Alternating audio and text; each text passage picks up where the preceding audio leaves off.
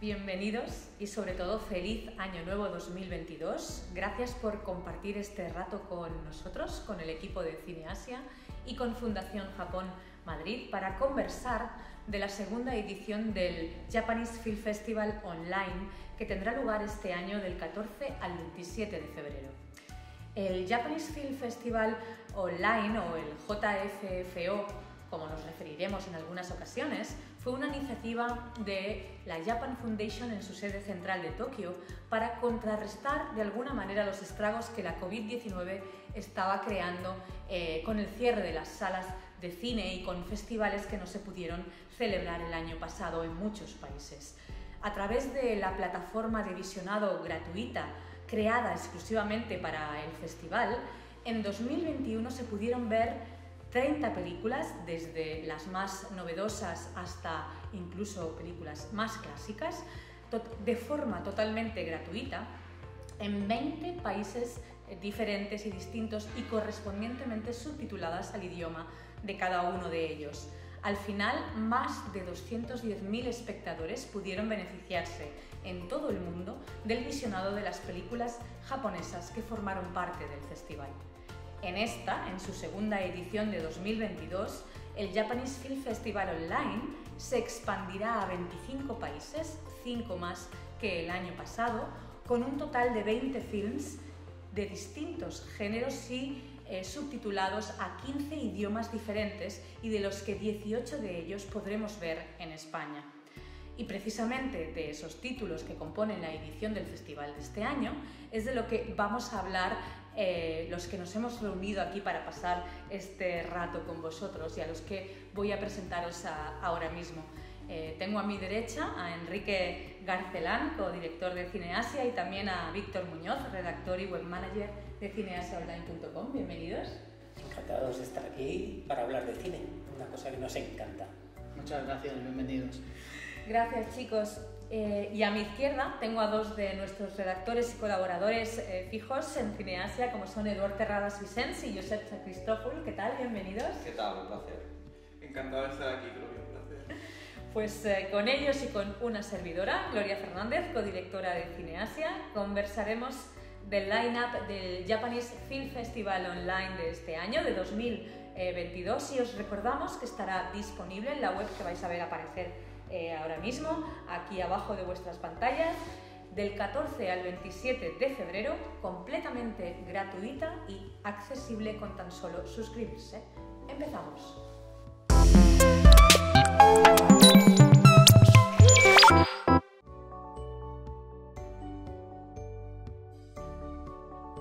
Para dar un poco de coherencia a esta charla y una estructura a este repaso de la programación del festival, hemos dividido su line-up en 4 secciones distintas que iremos repasando. La primera de ellas, que será novedades, que son las películas más recientes o estrenadas entre 2020 y 2021. La segunda de las secciones es la sección de anime, que son las películas de animación japonesa. La tercera sección, dedicada al documental, el programa incluye 2 interesantísimos documentales de los que os hablaremos, y la cuarta y última sección, que hemos llamado la sección informativa, que son las películas que nos quedan un poquito más antiguas, que se han estrenado desde 2019 hacia atrás, pero que no han llegado a las pantallas ni que han pasado por ningún festival y que vale la pena revisitar. Así pues, iremos de una sección a otra comentando entre todos las películas que conforman el line-up del festival. Y vamos a empezar por la primera sección de ellas, la sección novedades. En total son 6 las propuestas que nos ofrece el festival y empezaremos por una de las propuestas más culinarias, ¿verdad, Víctor? Pues sí, empezamos por una de las 2 propuestas culinarias de las que voy a hablar hoy. Y esta es una propuesta con ambientación histórica, además. Nos vamos a ir un poquito hacia atrás, vamos a ir al periodo Edo, ese periodo histórico del siglo XVII, siglo XVIII. Aquí nos vamos a ir a un momento clave, que es el año 1801. Y vamos a ir a través de una historia que nos trae, nos habla de amistad, nos habla de recuerdos, nos habla de esperanza y nos habla también de la memoria, pero a través del paladar, a través del gusto. Con lo cual es algo que me ha recordado a la película El cocinero de los últimos deseos. Porque estamos hablando de qué película, Víctor. Esta película se titula Mio's Cookbook. Es una película muy reciente, que no se ha podido ver en España. Y es la historia de dos amigas, de dos niñas, que van a sufrir un problema muy grave, y es que va a haber una desgracia. En ese año 1801, en Osaka, en la ciudad de Osaka, hubo unas inundaciones terribles y van a quedar separadas las dos después de que les sean leídas sus fortunas respectivas. A una de ellas, que se llama Nao, le van a decir que ella va a brillar como las estrellas. Y a la otra, Mio, que es la chica a la que vamos a seguir, a ella le van a decir que va a sufrir mucho durante su vida va a estar llena de tormentas, pero que después de todo eso va a salir el sol. Así que vamos a seguir a Mio en su camino. Ya se va a ir de Osaka, va a ir a Edo, va a ir a ese futuro Tokio, y ahí se va a establecer como una ayudante de cocina, muy trabajadora y con mucho brío, con mucha fuerza, y va a entrar a trabajar en un pequeño restaurante, que allí va a improvisar, ya que va a fusionar su cocina de Osaka, los gustos de Osaka, con los de Edo. Va a hacer platos nuevos, que bueno, veremos el resultado y la atracción que va a dar a todo el público que va a estar por allí presente. Decir que es una película que se mueve a través del costumbrismo, tiene un punto de melodrama, pero tiene un punto sobre todo de esperanza y de nuevos comienzos también. Ese registro histórico también va a estar presente, así que también puede ser un aliciente para que le guste ese tipo de propuestas. Quería destacar dos cosas de la película. La primera es la actriz protagonista, que va a interpretar a Mio, a la Mio del título.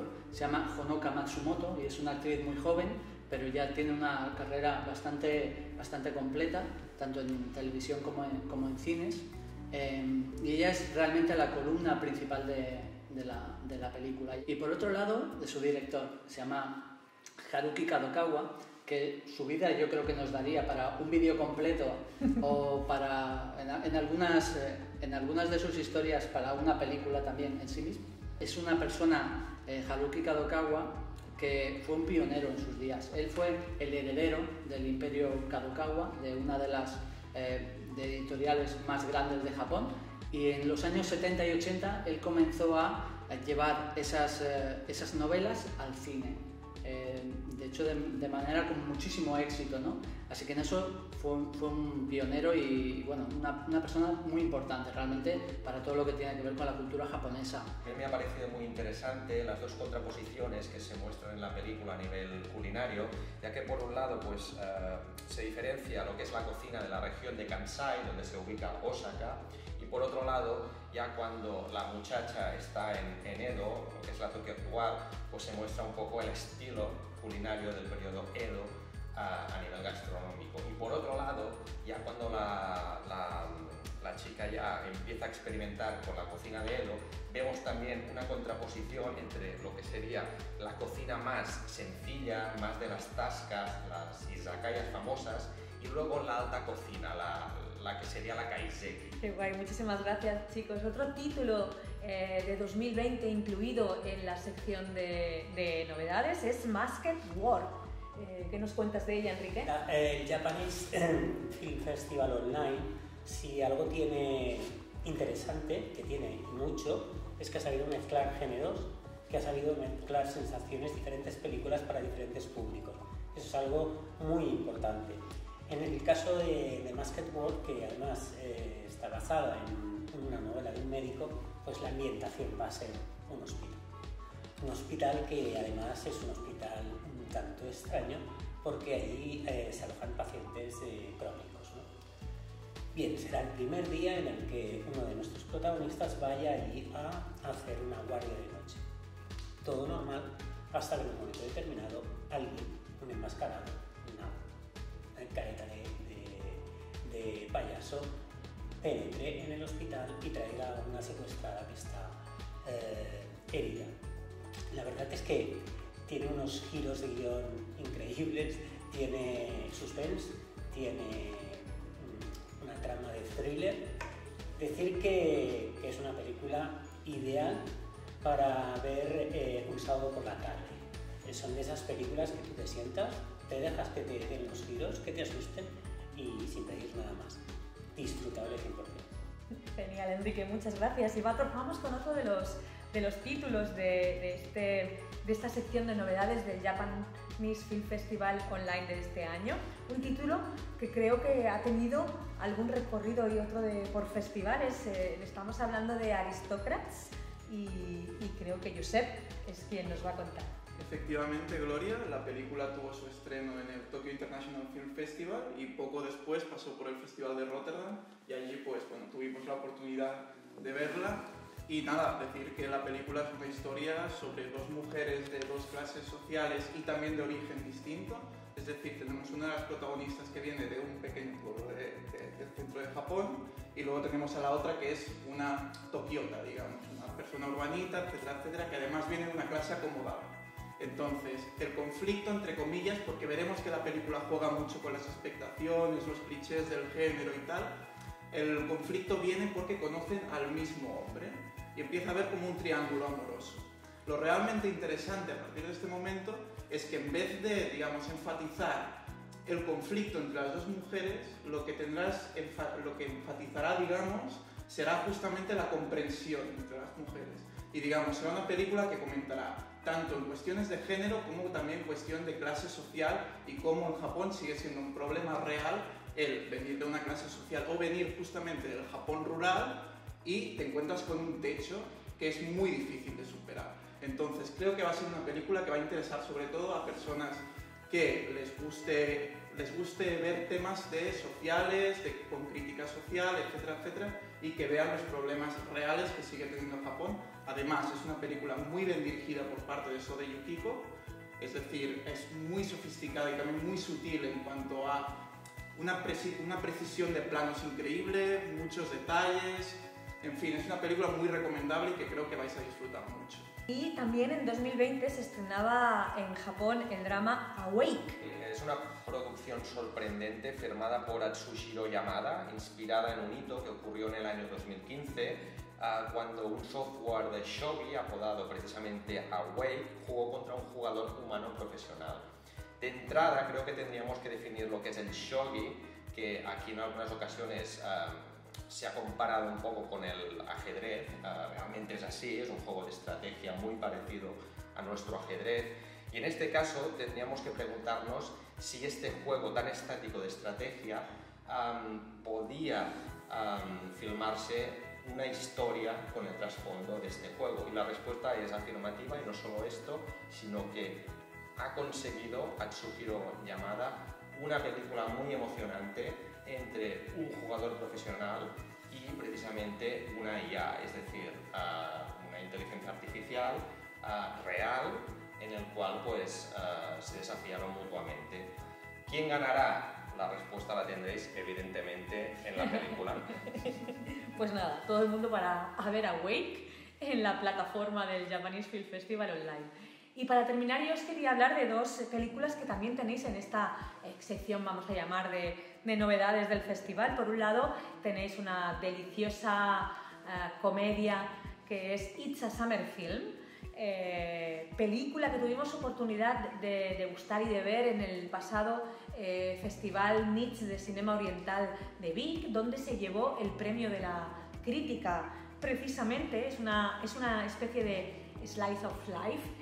Es una comedia veraniega de esos jóvenes adolescentes en un instituto que están preparando su festival de verano.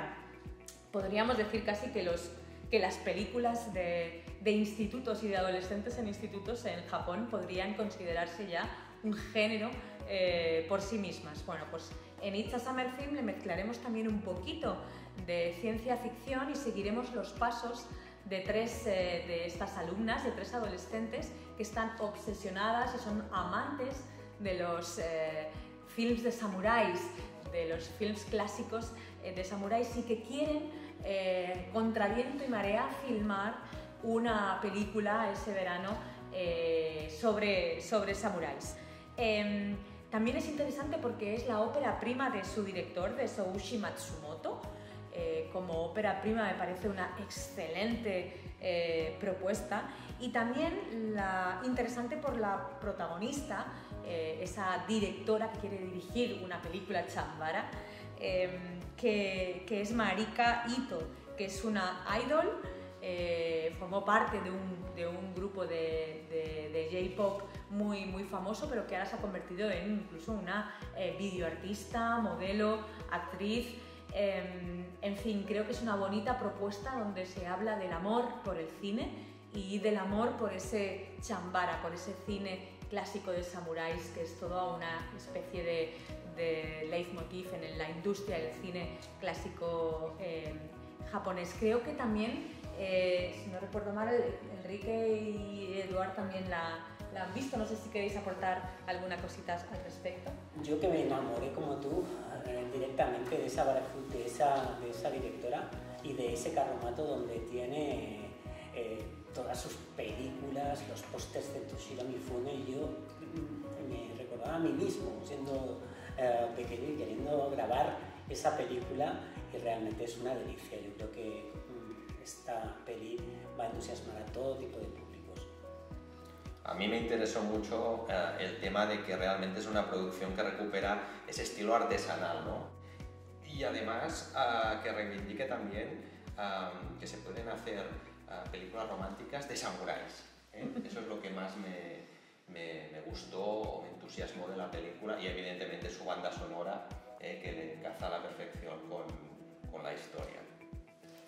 Y la última película de la cual forma parte esta sección de novedades del festival, de estas películas más recientes, es una película de 2021 que se llama Ito, del director Satoko Yokohama. Ito es el nombre de la protagonista de nuestra historia. Ito es una chica súper tímida, súper introvertida, a la que no se le da nada bien comunicarse con los demás.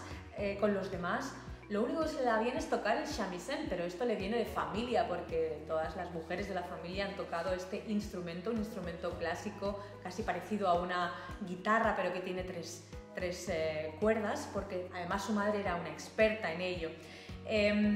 Pues bien, ella, de golpe y porrazo, Itomichi, como también se llama en la película y también es su nombre, decide un buen día, contra viento y marea, irse a trabajar a tiempo parcial a un maid café, estos cafés cuyas camareras y personas que sirven al público pues van disfrazadas o cosplayadas, cosplay en forma de criadas, ¿no? De esos trajes tan vistosos. Pues ella decide ir allí y allí va a empezar una nueva vida, porque va a empezar a interactuar con los clientes, con sus compañeros de trabajo, y algo va a cambiar en la vida de Ito. En definitiva, estamos hablando de una película, de una especie de coming in age, es decir, de una película de progresión, de paso digamos, de esa adolescencia a esa madurez. Está basada en lo que llamamos esas novelas ligeras, con lo cual estamos hablando de que podríamos hablar de un live action, y una novela escrita por Osamu Koizugaya, y la protagonista es Ren Komai, que quizá algunos recordarán porque tuvo un papel secundario en la película que se estrenó en España, en Naomi Kawase, la de Madres Verdaderas. Así que una preciosa película, de estas que pasan muy bien para una tarde de fin de semana. Cerramos aquí la sección de novedades y pasaremos a la siguiente sesión, que será la de anime. Ahora vamos.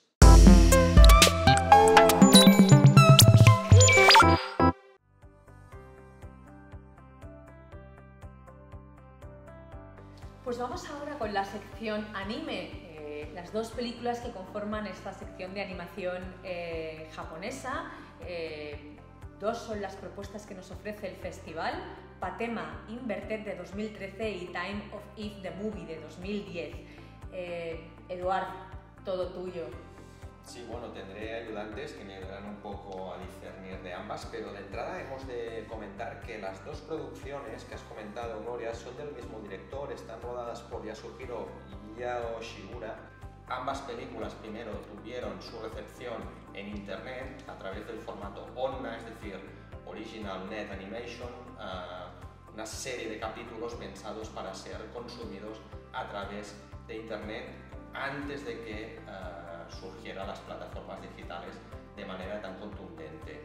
Pues bien, la primera de ellas, Patema Inverte, si queréis empezamos por ella, nos cuenta una historia muy interesante a través de una catástrofe que afecta a la gravedad del planeta Tierra. Es decir, ¿qué sucedería si un día pues, nos despertáramos y una parte del planeta pues, tuviera una gravedad cero o directamente pues, no tuviera gravedad? Eso es lo que sucede en un área de Japón, y en esta área de Japón encontramos a un séquito de supervivientes que lo que intentan es encontrar una solución a este problema, y entre ellos hay una chica que se llama Patema, precisamente, que encontrará en contraposición a un chico que sí que vive en una zona donde la gravedad aún se mantiene a flote. Y es esta contraposición la que dará pues, un poco solución a esta catástrofe natural. Decir de Patema Inverte, que es una película realizada por el estudio independiente Purple Cow Studios y que inspiró también a un cómic americano, Skyward, en el que precisamente pues, jugaba con esta idea caótica de la ingravidez en nuestro planeta, ¿no?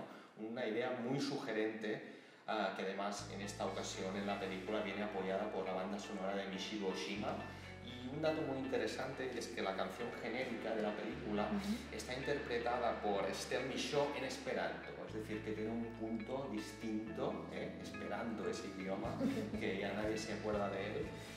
Es decir, que tenemos una producción interesante que aporta originalidad al producto con estas características distintas a otros animes. Creo que tú, Víctor, también lo has podido ver. Llega en un momento en el que muchas producciones de este tipo están muy de moda. La podemos enlazar totalmente con el cine de Makoto Shinkai, por ejemplo. Esa mezcla de fantasía, de romance juvenil, también podemos decir, en un ambiente de ciencia ficción, aquí en una especie de sociedad distópica. Eso sí que es un poco diferente, toda esa ambientación política, vamos a decir, que se encuentran los dos protagonistas. Pero creo que es una película eso, que lo va a disfrutar muchísimo todo el público, y que a nivel técnico, como decía Eduard, me parece una película realmente excelente.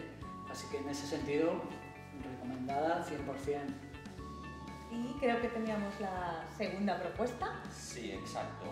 Time of Eve es también una producción de Yoshiura. En este caso apostó por la ciencia ficción costumbrista. Y me vais a decir qué es esto de la ciencia ficción costumbrista. Pues básicamente lo que hace Yoshiura en esta producción, que como os comentaba antes, contó primero con una serie de episodios para el formato digital, es qué sucedería si los androides tuvieran alma. Es verdad que es también una premisa que ya se ha explorado mucho en la ciencia ficción de, por ejemplo, Philip K. Dick, pero lo que hace Yoshiura es pues apostar por una vez más estos androides femeninos que en el futuro más próximo se dedican a las tareas del hogar, y lo que hace es encontrar un lugar que podríamos llamar un oasis, este café apodado Eve, en el cual los androides dejan de ser androides y los humanos dejan de ser un poco los jefes de estos androides. Lo que hacen es relacionarse, ¿no? Y intentar un poco romper esas barreras entre el amo y el esclavo, en cierta manera. Pues en este café, que es un poco una utopía de un Japón probable, porque esto podría suceder en un futuro, encontramos pues cómo la relación entre una persona que tiene uno de estos androides y una de estas muchachas que es un cyborg, pues se convierte en cierta manera en una pequeña historia de amor. Es una película, como os decía, que tiene un aire costumbrista, un poco apesadumbrada, porque no deja de emanar un poco de tristeza en esta relación, porque una vez salen del café, pues los roles vuelven a recuperar los mismos de siempre, pero Yoshiura lo plantea de una manera, eso, que tampoco sea muy dramática, ¿no? Intenta plantear un poco las premisas básicas que se instauraron con las leyes de la robótica, pero aplicadas a una sociedad japonesa que, como os comentaba, pues podría ser el día del mañana tranquilamente. También destaco, igual que hacía Víctor con Patema, lo que es los niveles más técnicos de la película. Tiene un anime, tiene una animación muy revolucionaria. Evidentemente, sí se sigue usando la animación 2D, pero los fondos sí que ya apuesta siempre por el 3D, este que estamos tan acostumbrados, lo que da un cierto realismo mágico, porque realmente parece que estemos en Japón, ¿no? Que estemos en uno de estos cafés interactuando con un androide, que no sabemos que es un androide, porque son muy realistas, ¿no? Son realmente dos producciones de Yoshiura con un mismo leitmotiv, que vamos, creo que se pueden ver perfectamente en un programa. Qué bien, muchísimas gracias, Eduardo.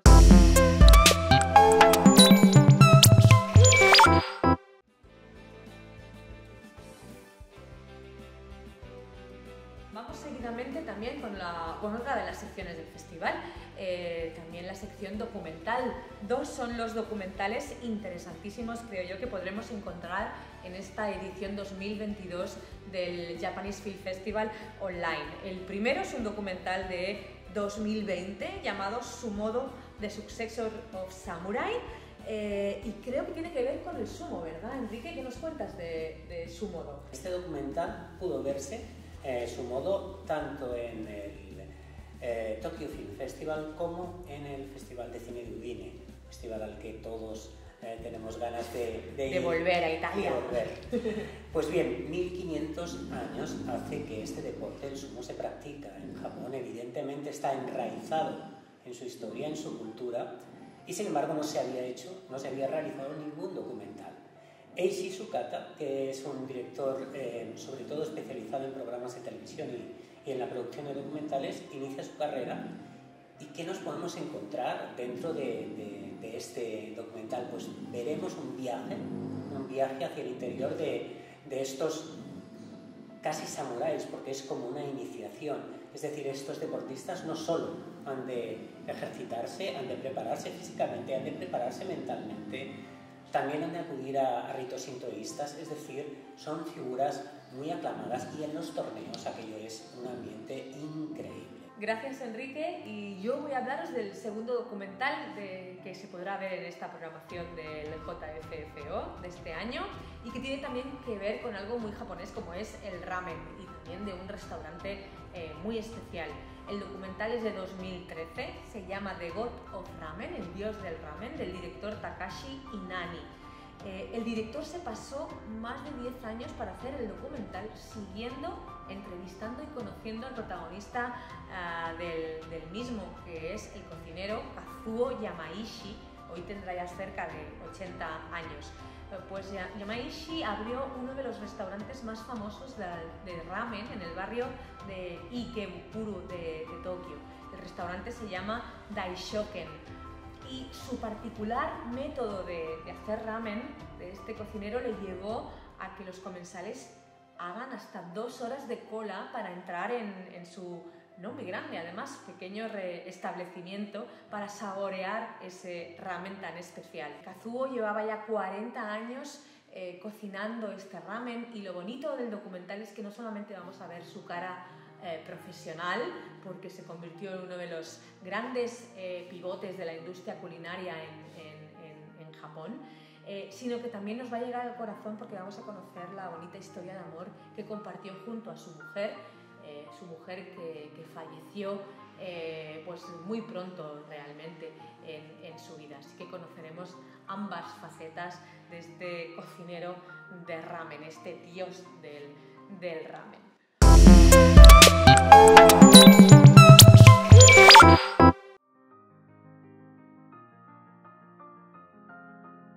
Y si os parece, pues entramos ya, chicos, en la última sección, en la sección informativa del Japanese Film Festival Online, que además es la más amplia, pues 8 son las propuestas que nos ofrece el festival y además de muy distintos géneros. Así que vamos a empezar contigo, Víctor, y con una película que se llama Ozland. ¿Qué nos cuentas? Nos vamos a ir a la tierra de Oz. Nos vamos a ir a un parque temático. Nos vamos a ir a un parque de atracciones que en realidad es una localización real. Es un parque de atracciones que se llama Greenland, que está en la provincia de Kumamoto, que está situada en la isla de Kyushu, es decir, la que está más al suroeste del país. Es una región que sufrió mucho por un terremoto que hubo en 2016 y aquí nos van a dar motivos de sobra para querer visitarla. Es la historia de una empleada de una cadena de hoteles a la que va a ser enviada a este parque de atracciones. Ella piensa que ella iba a hacer unos trabajos de oficina, pero la realidad, desde el momento en que se planta allí, que su entrada ya vais a ver que es inolvidable, va a sufrir una pequeña aventura nada más llegar, pues dijéramos que va a tener otra serie de tareas mucho más mundanas con las que ella al principio no se va a sentir nada a gusto, pero bueno, poco a poco ya veremos cómo va a ir saliendo adelante y va a ir descubriendo realmente no solo el estilo de vida de ese parque de atracciones, sino también a sus compañeros. Decir que la película no está protagonizada por Kumamon, que es la mascota súper conocida de Kumamoto, aunque hace hay un cameo de Kumamon para los fans, sino que la protagonista es una actriz que se llama Haru, que el nombre seguramente no nos dice mucho aquí en Occidente, pero en Japón es realmente una superestrella, protagoniza sobre todo muchas series de televisión, aunque también la hemos visto en películas. El año pasado aquí en el JFF Online se pasó Café Funicular, que ella participaba. Ella es la que va a ser la protagonista. De secundaria vamos a tener a otra actriz que sí que hemos visto en más ocasiones, que es Ai Hashimoto, que es una actriz muy joven, que la vimos en Confessions, por ejemplo, la hemos visto crecer. Ella realmente es nativa de esta prefectura de Kumamoto, con lo cual ella siempre intenta ayudar con su imagen a la promoción, podemos decir, ¿no? Y luego el tercer protagonista, me parece que te gusta. Me lo vas a dejar. Te lo voy a dejar para que hables de él. Porque la verdad es que a mí también me ha gustado mucho la película, esa de replantear en algún momento de tu vida tus prioridades, ¿no? Y darte una segunda oportunidad para evaluar cosas que no te habías planteado nunca, pero bueno, la verdad es que a mí, por lo que me gusta la película, es porque el otro gran protagonista, junto a la actriz, ¿no? Es Hidetoshi Hishijima, que es un veterano, que me encanta este actor, ya tiene sus 50 años, pero que lo hemos visto en multitud de películas, tiene una carrera larguísima, desde Creepy, por ejemplo, de Kiyoshi Kurosawa, pero aquí lo hemos podido también ver en películas que se han estrenado como El teléfono del viento, de Nobuhiro Suba, o también en El cocinero de los últimos deseos, de Yoshiro Takita, donde compartía cartel junto al idol Kazunari Ninomiya, ¿no? Pero sobre todo es que es uno de los grandes, o el gran protagonista de una película que está a punto de estrenarse en nuestro país y que ha sido la gran vencedora en todos los festivales por donde ha pasado, que es Drive My Car, de Ryusuke Hamaguchi. La verdad es que Hidetoshi Hishijima es el protagonista por excelencia de esta película. Entre los premios que ha ganado la película, pues está ni más ni menos que el mejor guión, o el Fipresci en el Festival de Cannes, o el Globo de Oro a la película de habla no inglesa, pero hay infinidad, una lista larga. Pero comentaros que si tenéis oportunidad, ir a ver al cine esta maravilla. Es una película de autor que se toma su tiempo, pero son 3 horas, pero que de verdad os van a pasar como si fueran nada, hora y media prácticamente, y que, por ejemplo, podría combinar perfectamente en una función doble con Ozland. Si Ozland os lo pasaréis teta viendo las aventuras de estos empleados de este parque de atracciones, pues con Drive My Car os dará la oportunidad de replantear quizá vuestras vidas, de tomar con calma las cosas que van sucediendo. Otra de las películas que conforman este Japanese Film Festival Online de 2022 y que llegaba a las salas comerciales japonesas en 2017 es Real Life. Y os comentaba antes de It's a Summer Film que era una película de adolescentes de instituto, pues aquí volvemos a lo mismo y además con otra vez un toque de ciencia ficción. Su director, Takeshi Furusawa, trabaja mucho en televisión, aunque también tiene ya algunas películas en su haber y, por ejemplo, podríamos decir de él que fue asistente de dirección de la película Kairo Pulse de Kiyoshi Kurosawa. En esta mezcla entre película de instituto y ciencia ficción nos vamos a ir a la vida de un salaryman, de un empleaducho de pacotilla al que además acaban de echar del trabajo, al que todo le sale mal, al que no tiene ningún futuro y que le ofrecen la oportunidad de participar en un experimento científico. Y es que tomando una extraña pastilla es capaz de devolver a su cuerpo 10 años más joven, con lo cual tendrá la edad de volver al instituto. Y eso es lo que va a hacer. Va a volver al instituto y va a conocer a nuevos amigos y va a cambiar las vidas de algunos de ellos. Eso hará inevitablemente que también la suya cambie. Este live action, porque es la versión en cine de un manga cuyo nombre es el mismo, Real Life, publicado en 2013 y escrito por Soya Joy. La verdad es que, bueno, pues es una película que se ve de forma muy agradable y que la recomendamos. La siguiente película llegaba a las pantallas de Japón en 2016 y nos encontrábamos con una maravilla que no pierde ni un ápice su magia con el paso de los años, creo, ¿verdad? Está Her Love Boils Bathwater.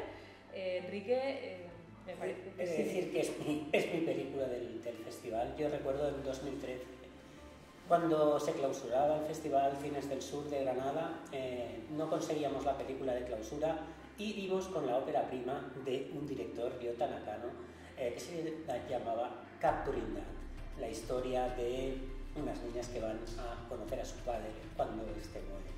La utilización del drama, pero con toques de realismo mágico, con unos toques totalmente humanistas, cautivó al público, ganó el premio del público y evidentemente también ganó el gran premio del jurado. Años más tarde quisimos traer al Festival Cines del Sur esta Her Love Boils Bathwater, pero fue imposible y la suerte ha hecho que ahora la podáis ver de forma online. ¿Qué os puedo decir yo de ella? Bueno, os diré que Rie Miyazawa, que es la actriz protagonista, la conocemos como la madre de Nikki la bruja en ese live action, pero también como la sufrida esposa de un samurái crepuscular, el ocaso del samurái. Pues bien, esta mujer va a recibir una noticia que la impacta, con un cáncer terminal. A partir de ahí va a poner no patas arriba su vida, sino que de alguna manera va a intentar arreglar la vida de los demás. Creo que la película es realmente impresionante. Los 30 últimos minutos vais a llorar la lágrima viva. Gracias, chicos. De 2012 nos llegaban llegaban a las salas japonesas 3 propuestas de las cuales nos van a hablar Josep y Eduard. Creo que empiezas tú, Josep, con Until the Break of Dawn y The Breath of Happiness. Empezaré por Until the Break of Dawn de Yuichiro Hirakawa. Es una película en la que seguimos a un joven aprendiz de conector, a lo que se llama Tsunagu, que es un conector que lo que hace es pone en contacto a los vivos con los muertos.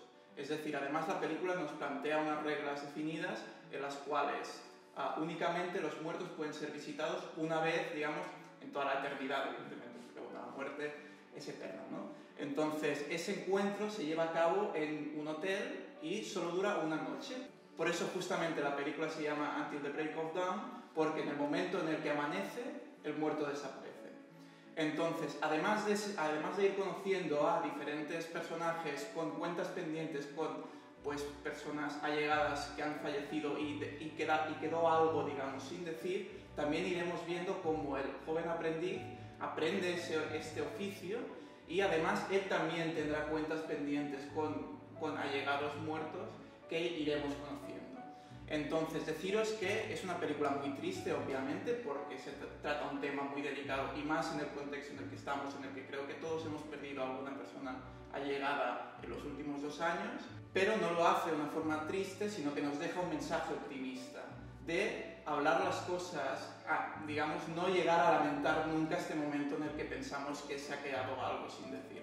Además, deciros que uno de los puntos fuertes de la película, y que creo que es un motivo que a todos nos lleva a ver una película, es justamente la presencia de Kirin Kiki, que será la maestra de este joven aprendiz, en un papel buenísimo, como todo lo que hace ella.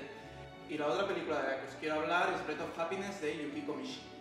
Entonces, es una película que trata de una pareja que va a vivir a Hokkaido, que es donde había crecido el chico, digamos, y allí abren una especie de hostal, /cafetería, /panadería.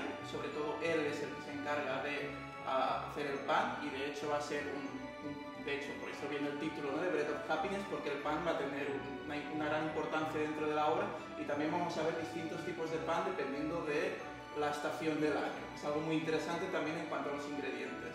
Y en ese sentido la película se va a dividir un poco entre las distintas estaciones. Y vamos a ver como distintos personajes, también en cierto modo, como en Until the Break of Dawn, son personajes que también tienen cuentas pendientes. En este caso será con otros personajes allegados que aún no han fallecido, pero también vamos a tener un poco el tono de deberíamos decirnos y contarnos las cosas antes de que sea demasiado tarde.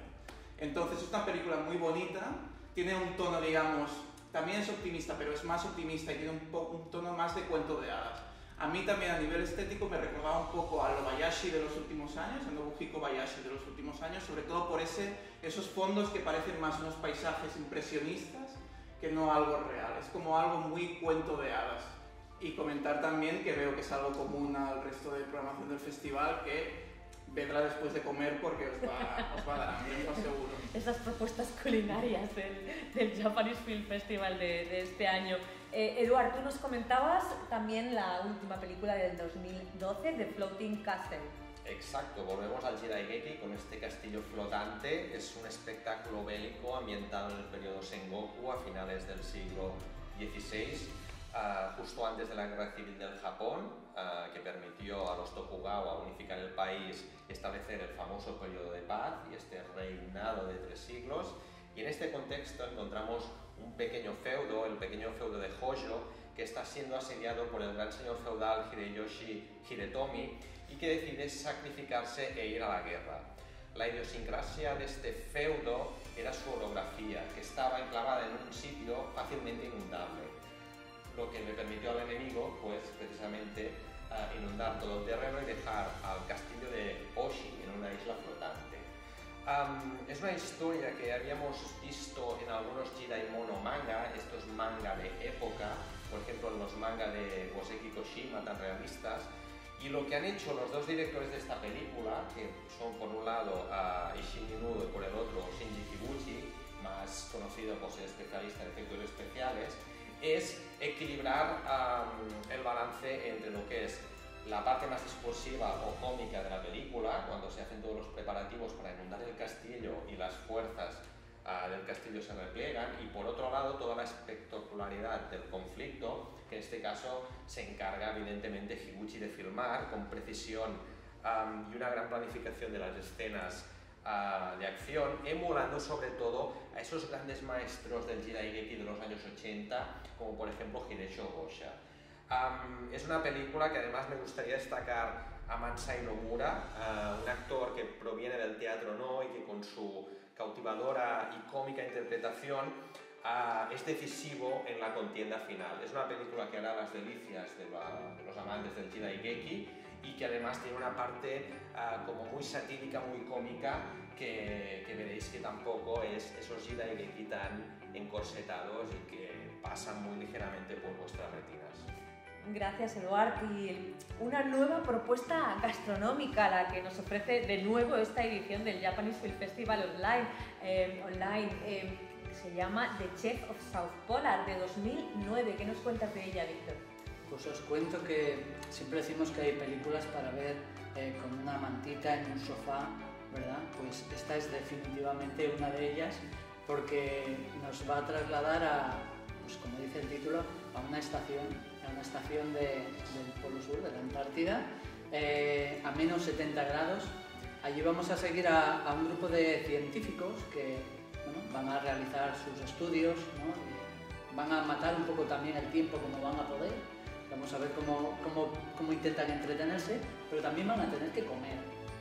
Y eso va a suponer un problema también logístico, porque lógicamente el acceso a esa base de la Antártida pues no va a ser fácil, con lo cual el chef, ese cocinero que se va a tener que encargar de dar de comer a esas 9 personas, va a tener un poco que ingeniárselas para intentar contentarles, ¿no? Y vamos a decir, completar sus propuestas, ¿no? Lo que le piden. Vamos a tener a un chef que es muy imaginativo, como vais a poder comprobar, y en algunos casos va a parecer que están más en un hotel de 5 estrellas que en realidad que en una estación polar. Pero bueno, decir que la película está basada en la experiencia real de un cocinero de una estación en la Antártida que se llamaba Jun Nishimura, que él estuvo 2 veces además allí durante periodos de varios meses, y que él lo que hizo fue llevar toda esa experiencia a 2 libros que son los que se han adaptado aquí en una especie, podemos decir, de viñetas. Vamos a ver unas viñetas de lo que sería el día a día en esa estación, los rifirrafes entre unos y otros, también los momentos más tristes, podemos decir, los momentos de soledad, pero sobre todo esos intentos de pasar el día lo más amenamente posible. Decir que es una película que si el año pasado los espectadores que vieran en el Japanese Film Festival una película que se llamaba Ecotherapy Getaway Holiday, del director Shuichi Okita, pues que aquí pueden repetir con total tranquilidad porque es de su mismo director, así que es de un director que ya conocemos y que creo que es una película que es realmente divertida, que tiene su fondo y que sobre todo nos lleva a esa ambientación un poco tan particular y tan especial, ¿no? Durante un par de horas que vale la pena. Gracias, Víctor. Y la última joyita de la programación del festival de este año nos la pone un director que realmente nos gusta bastante, Shinobu Yaguchi, en una película que se estrenó en Japón en 2008, Happy Flight. ¿Te han quitado las ganas o no de ir en avión, Enrique? Pues la verdad es que no. Y me aclaro, si hay un director japonés que me ha divertido y que me ha hecho reír en el cine, ese ha sido Shinobu Yaguchi. Yo lo conocí en 2001 con Waterboys, un grupo de nadadores que se monta un equipo de natación sincronizada, totalmente demencial. Pero después va y nos hace Swing Girls, un grupo de jóvenes que para saltarse las clases de mates monta un grupo o una banda musical. Los aficionados a Sitges lo han visto y lo han reconocido con Robo G, no cuento más. Pero también en Survival Family, esa familia que se echa al monte después de un holocausto. Y también en Good Job, que se pasó en las Mitch. Realmente esta película, que está patrocinada por la ANA, que es la All Nippon Airways, se hizo para, de hecho, darles un DVD a sus pasajeros VIP, es una propuesta didáctica de qué o cómo funciona un vuelo comercial en Japón. Yo que he visto todas las películas de la serie Aeropuerto, desde la primera, en los años 70, de George Seaton, todavía no sabía cómo funcionaba un vuelo comercial, lo de dentro, los de fuera, y gracias al señor Shinobu Yaguchi sé perfectamente cómo funciona todo y además riendo. Es una película quizá para esos días que nos falta una sonrisa o si no para acabar el ciclo. Pues hasta aquí hemos llegado. Muchísimas gracias, chicos, por compartir este rato y esta programación. Gracias a todos, de verdad que sí. Y bueno, y gracias a vosotros, amigos, por compartir también este rato con el equipo de Cineasia y con Fundación Japón en Madrid. Esperábamos que os hayan entrado muchas ganas de ver, si no toda la programación del festival, al menos unas cuantas de las películas de las que os hemos hablado. Bienvenidos a la segunda edición del Japanese Film Festival Online 2022, una iniciativa completamente gratuita ofrecida por Fundación Japón Madrid y que tendremos disponible en la web, que vais a volver a aparecer por aquí abajo en la pantalla, y con subtítulos en español del 14 al 27 de febrero. Yo de vosotros, de verdad que no me lo perdería. Apuntaros las fechas y id cogiendo sitio para este festival. Muchas gracias.